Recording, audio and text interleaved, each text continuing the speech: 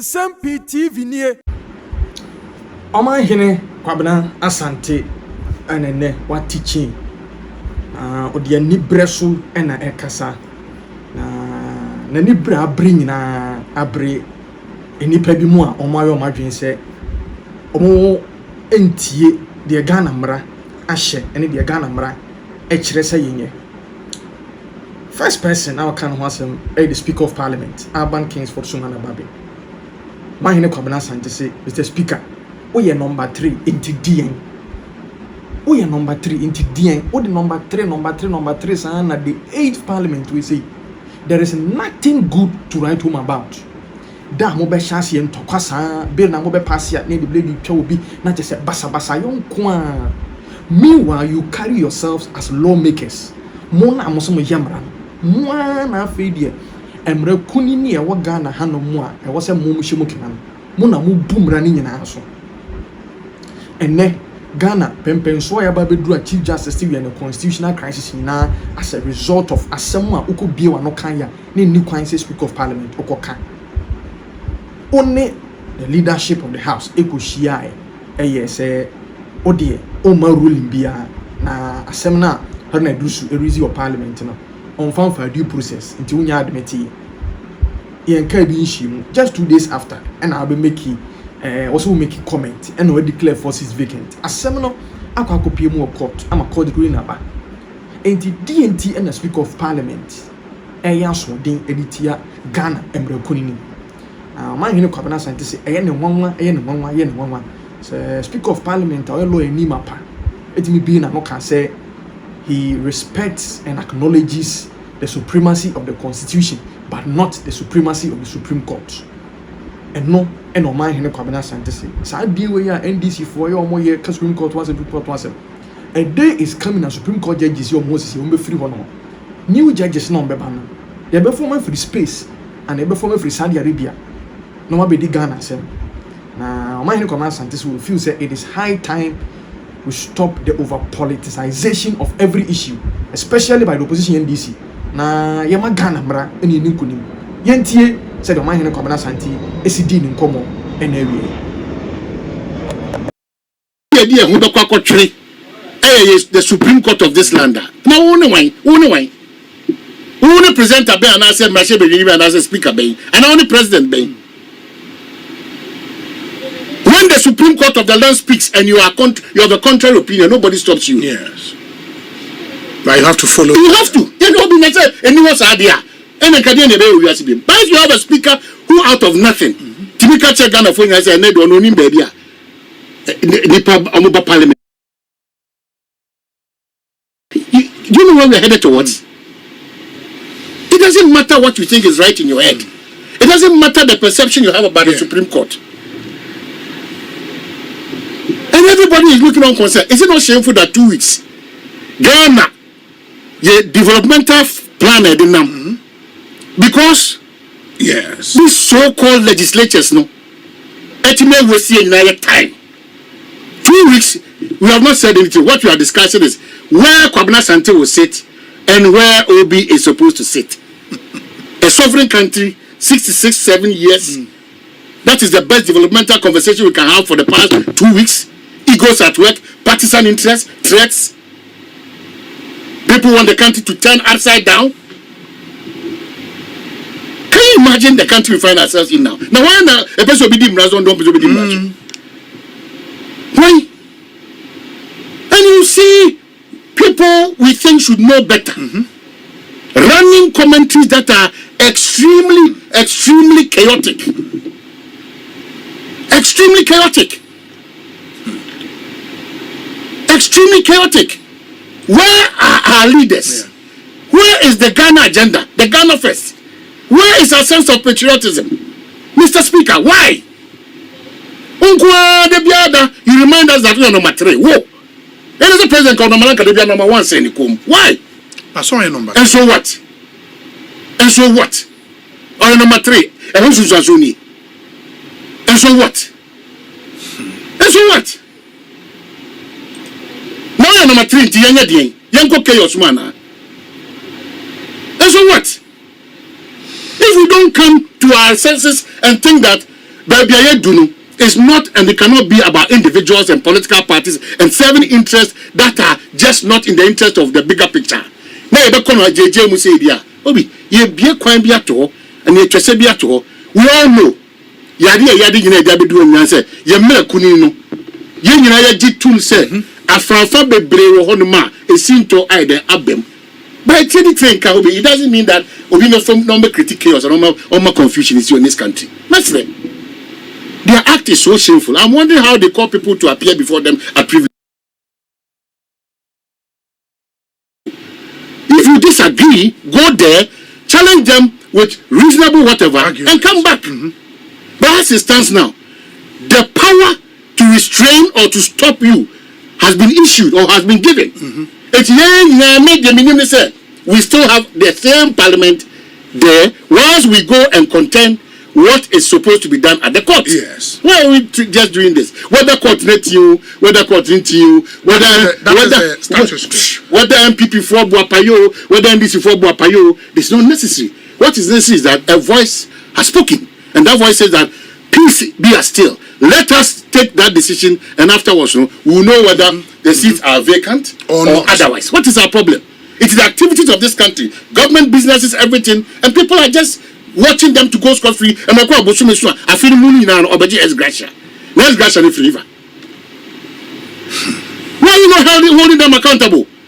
And I'm wondering who members of parliament. Grant interviews the press conference. For what? For what? For what? BPI politics. Why? For what?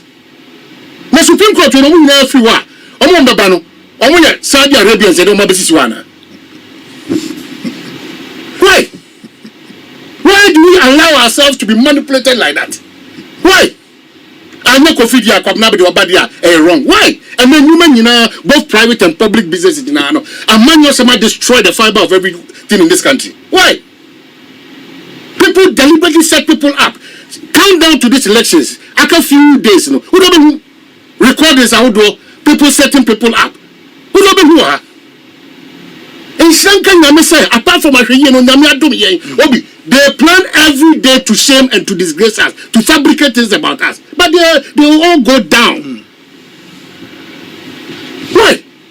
Mamenya we yentie we emraye ba me nim say other issues e wo ho. Well, other issues but I'm happy that the opposition leader, yes, former president, yes, his utterances today we share clergy, yes, very, very encouraging. And now I'm telling you, Kumasi. Okay. Very encouraging. Okay. Talking about peace. Peace. Peace. But no crowd challenge. When they are to parliament, but Uncle John Kaka and Nsem-Pii always crying more than they believe. Some of the parliamentarians. As if some are more MPP or NDC than even Ghana and Kazan Eyimo. Whether MPP for Buapayo, whether NDC for Buapayo, this is not necessary. What is necessary is that a voice has spoken, and that voice says that peace be still. Let us take that decision, and afterwards, we will know whether the seats are vacant or otherwise. What is our problem? It is the activities of this country, government, businesses, everything, and people are just watching them to go scot free. And I feel money now obeji as Gracia. Let's Gracia if river. Why are you not holding them accountable?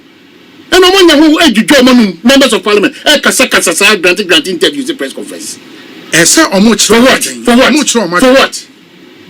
For what? BPI politics. Why? For what? The Supreme Court will not free war. Saudi Arabia said, why? Why do we allow ourselves to be manipulated like that? Why? I know Kofidia Kwabnabi Wabadia wrong. Why? And then women, both private and public businesses, and man destroy the fiber of everything in this country. Why? People deliberately set people up. Countdown to these elections. After a few days, who don't record this outdoor, people setting people up. Who don't who are? And say, apart from they plan every day to shame and to disgrace us, to fabricate things about us. But they will all go down. Why? menye we yentie we emra ba minim say other issues e wo ho. Well, other issues we but I'm happy that the opposition leader, yes, former president, yes, his utterances today, we share clergy, yes, very, very encouraging. And now I'm telling you, Kumasi. Okay. Very encouraging. Okay. Talking about peace, peace, peace. But no crowd challenge with the echoes of parliament. But Uncle John Kaka and my Nsem-Pii always crying more than they believe. Some of the parliamentarians, as if some are more MPP or NDC than even Ghana and Kazan Emo. Maminche we mra ba ye be go into other issues. E ko see say so ni. Me hear some segment.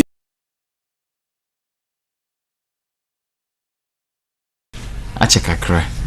I feel the is about one of the most difficult to predict. Most difficult to predict because na anka afra says our brain and koba say to about there na anka the obvious person and anka Ghana for to abanama no koye ira John Dramani mama ebibi atwam na oye mampanyini nanso so ohwe se de niema isisha say change especially from November last year na nanka ira John Dramani mama ninam 53 na ira ba mi aso ne number bi kura je so ubudina emfa am encourage zemana ye hunu sa ehun se efiri oba no ira John Dramani mama na ho odin so sha se ete otia beda 44 obeda 44 no nko bi ne ira ba mi aso so ekosoro I don't say the weekend almost every month a trouble ka 1 month 2 different service na sabra me no ka say die omumi no akoye neck on neck brusa amisana broni beka just this month no the last month that passed yesterday October 3 days ago October 2 service na me huye ba kona ira John Dramani mama edikai kakra bi second one na me huye no so na ira ba omiaso dikai kakra bi entomumi no beka say omoye neck on neck around 46 and sabra me no ka say the Yoruba umiana ehuredi kai ka krabi me no ka say ya as me no ka sa and 2nd November according to Dr. George Donfe the service akokoso wodi nani ebubu wo hu bi enye say here say wodi nani ehu say aya analysis ni nyina no Alhaji Dr. Mahmoud Bamia ehuru edikan what dey make ase ono service bebre abawo ya won wo hu the free her the position for ye the obia ye bia no including buga for the nyina no wakeka ni nyina abum wo chese me no kasese ye to abana Alhaji Dr. Mahmoud Bamia ehuri edikan na emum no anka bibia antwa so de be ni say senka nema be kosi the city ya on in election even the day a lot of things can change. Yes. Anka nema be kosi ya de na tisi ye hwe ni mu say be kosi can round. Oh, sanity. Na just say second round between next 5 weeks ni bibia an change there. It's a second round mu na ye queen. Wow. Now that's a serious issue. But the Koba MP majority in the MPP will command majority in parliament. Okay, but I will say me no ka say affair of Dr. Bamia ebe ko Ashanti region. Or go 16 days e was Ashanti region. A very big problem for MPP. Okay. And a good strategy say alcohol. Since April to date, we have seen MPP stagnating around 63 in Ashanti. Okay. Indeed, last 2 service I mean who in 63 mintimi ho adekro. And na ama imubi I say unse based on Ashanti factor nintina the share say service since last year November no you put to the amount of pressure a campaign say omo dance on befa running meeting from Ashanti region into April mo banya de na in say ma be change but unfortunately Ashanti region is still 63 na 63 no the amana koba say ni nyina ne say Eura cheddar okuta about 4% of cheddar. Yeah. Cheddar. Cheddar. So o ya brand na atade won e fe ne cheddar. Cheddar. Just I mean no know the atom. Cheddar. Aja also the public kuma say wa kama Yeah, nkofunu bi obi timi gi sa asem ni di. O ma giati. Na Ghana nyinsem ni anka de Ewura John Dramani Mahama be president. Ono kwa ndise nipa be se be 44-45% say on sa me president. Ye nyinsem ni a anka o de questions bi a se bi wabusa. Questions ya wabusa I say obi aso ada no asori o sorry I mean questions living no one was on that was obi me try say that is one kind you have experienced the dream was a pharaoh so that no also obi me try that na say no munya nipa ko pim say dey ko fa Moses by so and Ewura John Dramani Mahama my questions was the answer that na also that say be president obi na be try say ma. And unfortunately, they call them questions. Yeah, and they no. Oh no. A statement. Oh wait. No, but rhetorical. You know why your questions. What about answer? But it's no. Me patch. I saw data. Asante region no still na no. Ajuma was Asante region. Ajuma ho pa 63 na da ho ache. Nti sa cheddar yeah nana bidiako yes nana bidiako nana kwa bidiako no dodo nana kwa bidiako ne 4% na wonya no ne Ewura Alancha Martins abdo ono so first na nko nem 2.7 ho wa Asante about 1% and 1% ne cheddar ne de so maka ne yeah cheddar de baby oda no oda okay baby oda no da we the last 3 months he's been hovering around 4% na and Asante region na Alan what 2.7 on is what to 1 and fanto agent and is okay here 5% na esenke no so unfortunate thing about the whole thing is sankofo na omo twifrem PPD nyina no twifrem PPD omo to about 2020 obuso omo to ma MPP oh enti omo no 5% na ene akodi obi die mu na ene nipa bi so omo so mamaje so omo nto aba no eno nti na ama Asante region 70% no high na ma Ewura ba me and but say okọ na 16 days a okay strategic pa utimi koruru ma me enye me nwanwa say obetimi ahiti 70% no because the way o move from 52 in Asante region in November to 63 in April no now we were expecting about the size and quality 70 was Asante region okay till stagnation you know all right enti Dr. Jordan Fedon ono we researcher University of Ghana political science or more research no nyina no ya na woka ho enti na me catch on enti we de otifia susuma ya mu nhyesew science and data and what they atudwa no megidi se MPP strategies Asante region chema wuntumi ene mpanifo wo hono mo campaign manager ni campaign chairman Dr. Bamia himself we megidi se nyina so mo so atibi ene doko so aka no election no strategy ene di win elections and I'm hopeful say Asante region will show up on the day will show up on the day na cheda nasba wo kanedie yade wo titie nkofo nkoma especially boys no dem yen to match da abusa wo destiny na wo de kwato atopre no wo destiny wa wonu misa branch as mo wo kan